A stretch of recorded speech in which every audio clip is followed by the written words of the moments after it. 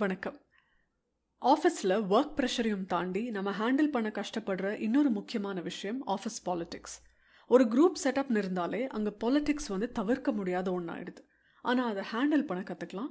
3 முக்கியமான விஷயங்கள் இருக்குது. ஒன்று, டைரக்ட் கம்யூனிகேஷன். நமக்கு யார் கூட ஆர்கியூமெண்ட் இருக்குது, யார் கூட பிரச்சனை இருக்குது, அவங்கக்கிட்ட போய் நம்ம டைரெக்டாக பேசி அதை சால்வ் பண்ணுறது தான் நல்லது. 3வது, ஒரு மனுஷங்கிட்ட போய் நம்ம வெண்ட் பண்ணுறோம், ஆறுதல் தேடுறோன்னு போனோன்னா தேவையில்லாத ப்ராப்ளம்க்கு நாமளே ஃபவுண்டேஷன் போடுறோன்னு அர்த்தம்.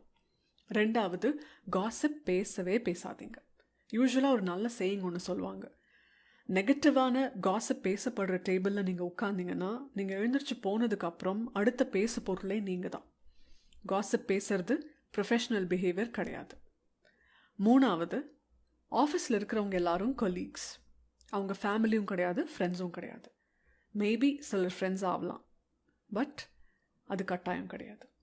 அதனால் ரொம்ப பர்சனல் விஷயங்களை அங்கே ஷேர் பண்ணுறதை தவிர்க்கணும். ஓரளவுக்கு எல்லாரையும் பர்சனலி தெரிஞ்சு வச்சுக்கலாம், அவங்களோட விருப்பங்கள் தெரியலாம். அது ரொம்ப டூ பர்சனலாக போகாமல் இருக்கிற வரைக்கும் நல்லது.